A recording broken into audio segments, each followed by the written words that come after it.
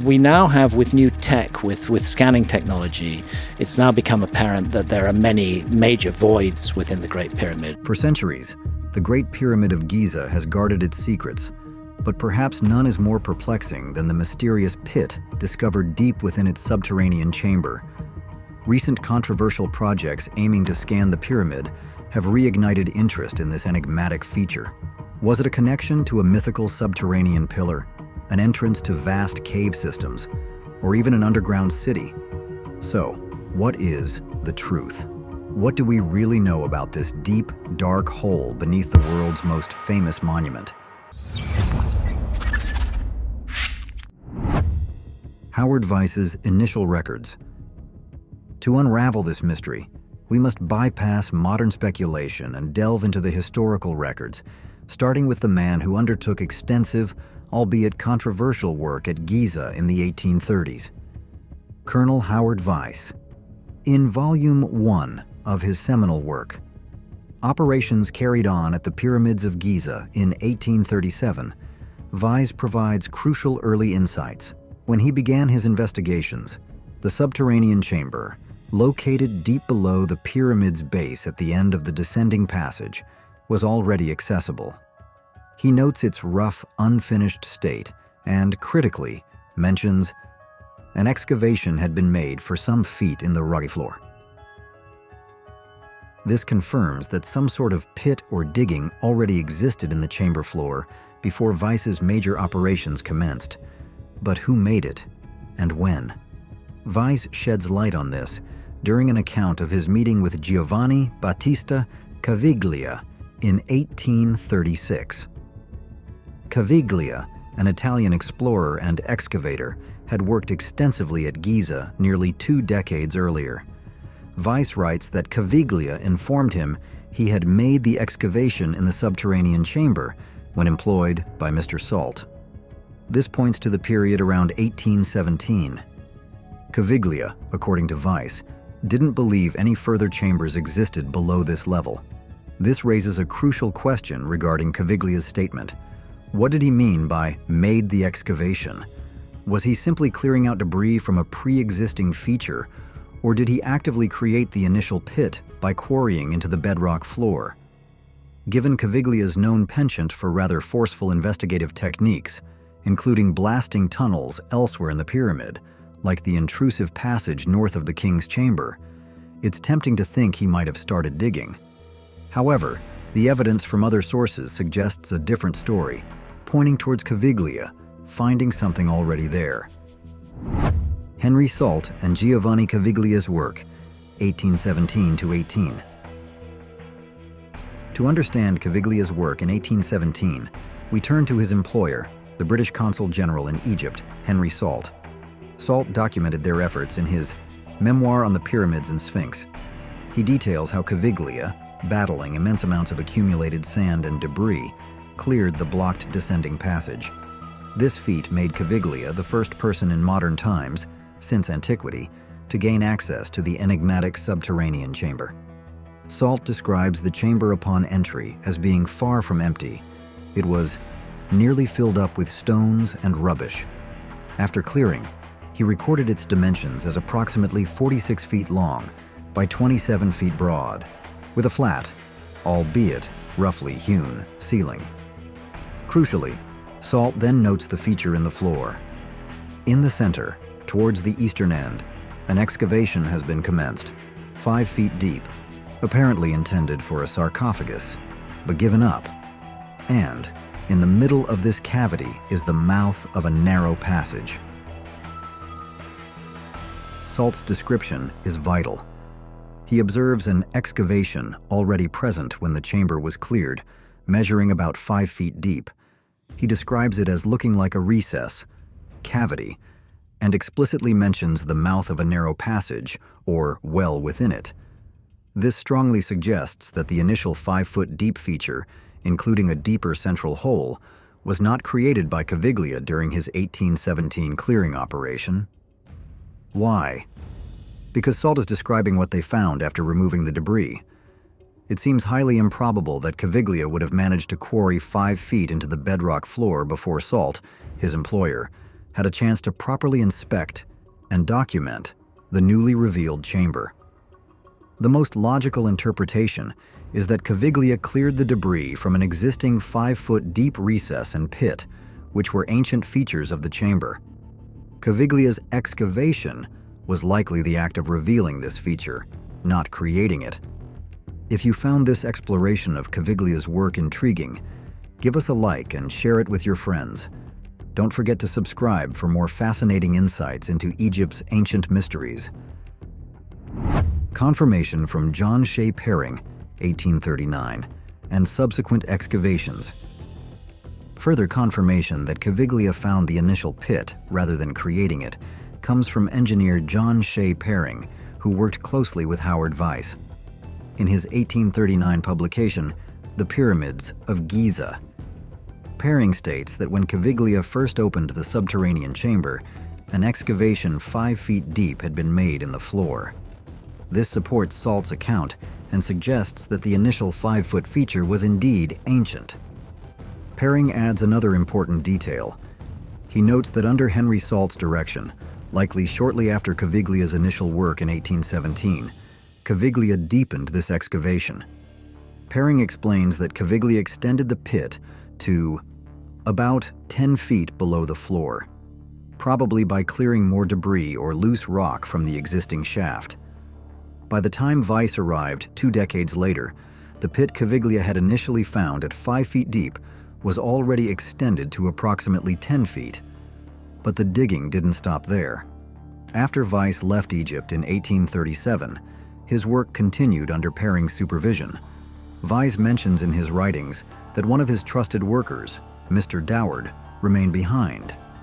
Vyse notes that Doward was then employed by Mr. Perring to bore the well in the subterranean chamber. This boring went significantly deeper.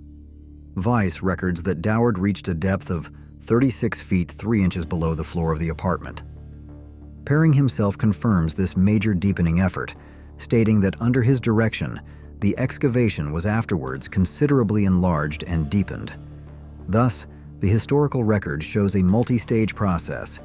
An initial 5-foot feature, discovered by Caviglia, deepened to 10 feet by Caviglia under Salt, and then significantly deepened again to around 36 feet by Perring's team. Flinders Petrie's detailed observations. Decades later, the renowned Egyptologist Sir William Matthew Flinders, Petrie conducted the most precise survey of the Giza Plateau to date, published in his 1883 work, The Pyramids and Temples of Giza. Petrie paid close attention to the subterranean chamber and its mysterious pit. He noted its distinct square shape in the upper section, but made a crucial observation. Its sides were not parallel to the walls of the chamber. Instead, the square pit was oriented diagonally. Furthermore, Petrie observed that the bedrock floor immediately surrounding the mouth of the pit was the best finished part of the whole chamber. This superior finish suggested to Petrie that this area, and therefore the pit itself, was an original, intentional feature, dating back to the pyramid's construction, not a haphazard later addition. It strongly supports the idea that the feature Caviglia found was indeed ancient. Petrie provided detailed measurements of the upper structure. He described an initial square shaft descending 67 inches, about 5 feet 7 inches, or 170 centimeters, from the finished floor level.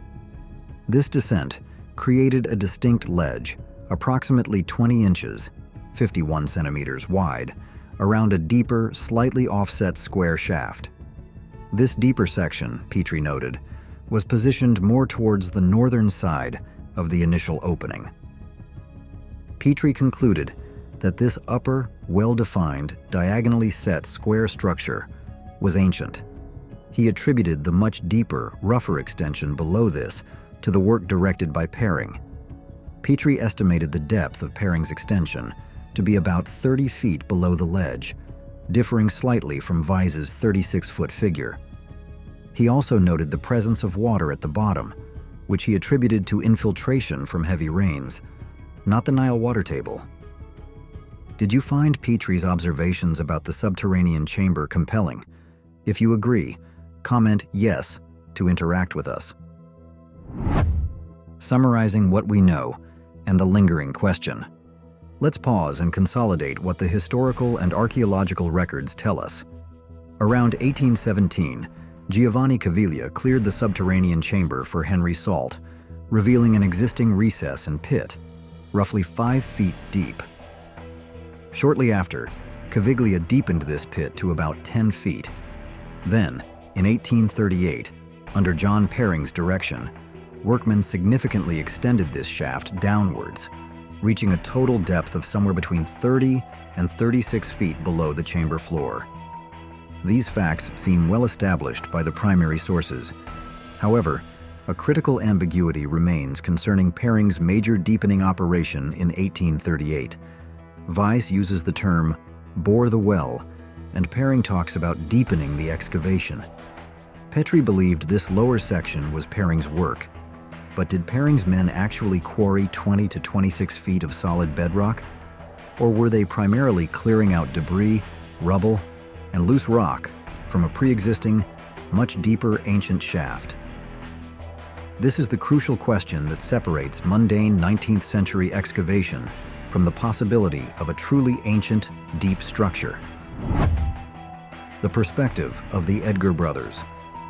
Further insights come from Morton Edgar and his brother John, diligent researchers who spent considerable time measuring and studying the Great Pyramid in the early 20th century.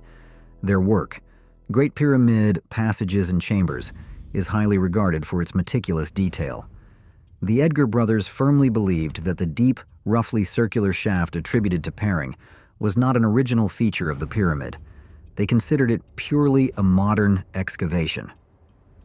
To demonstrate their point, they described how they intentionally dropped quantities of sand and small stones down the shaft, observing how it dispersed, which they felt was inconsistent with an original, smoothly cut passage.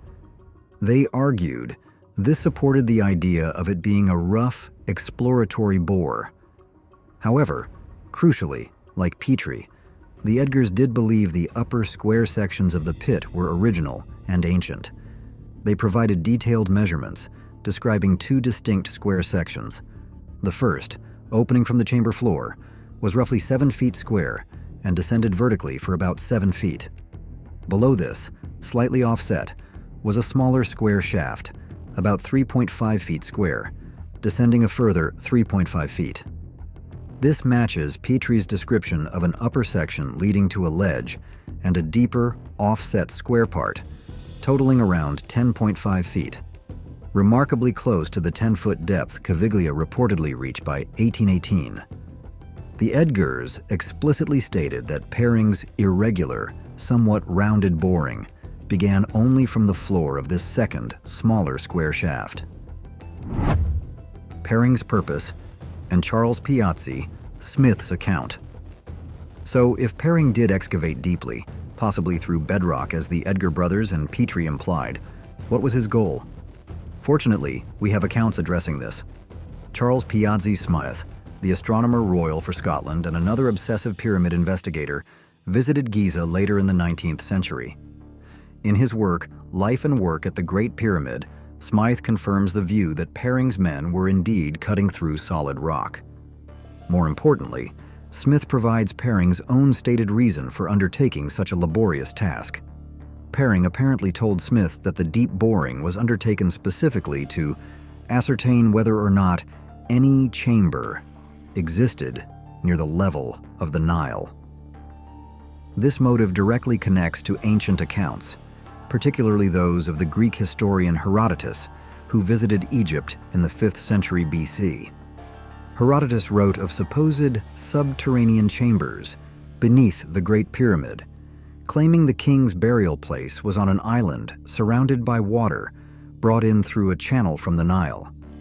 While many Egyptologists now believe Herodotus may have been describing or misinterpreting the complex known as the Osiris Shaft, located nearby on the Giza Plateau, it's clear that Perring, in the 1830s, took these ancient accounts seriously enough to excavate downwards in search of such waterlogged chambers. Smith confirms Pering's lack of success, noting that the excavation encountered only dry rock of the mountain, failing to reach the water table or discover any hidden chambers. Pering's deep shaft was an exploratory bore, driven by ancient legends, which ultimately found nothing of significance. Did you find Pering's quest for hidden chambers fascinating? If so, give us a like, share your thoughts in the comments, and don't forget to subscribe. Conclusion. So, what can we confidently say about the deep pit? The historical records make it clear. The deepest part, extending some 20 to 26 feet below the initial 10-foot depth, was the result of Pering's exploratory excavation in 1838, searching for Herodotus's watery chambers. He found nothing. The true mystery lies in the original upper section, a well-made, diagonally set square shaft about 10 feet deep that existed before 1830. What was its purpose? Petrie suggested comparison with shafts in mastabas like T's at Saqqara, leading to burial chambers. Was it an unfinished burial plan? Perhaps a late-stage drainage sump? Personally, the idea of it being the start of a lower burial system holds appeal. The historical records debunk wild tales of cave networks or Atlantean pillars, revealing a story of 19th-century exploration layered upon an original, still unexplained ancient feature. What do you think the original 10-foot square pit was for? Let us know in the comments below. If you found this investigation intriguing, please subscribe to Ancient Architects, like this video, and share your thoughts. The secrets of the pyramids are revealed not through fantasy, but through careful examination of the historical evidence. Goodbye, and see you in the next video.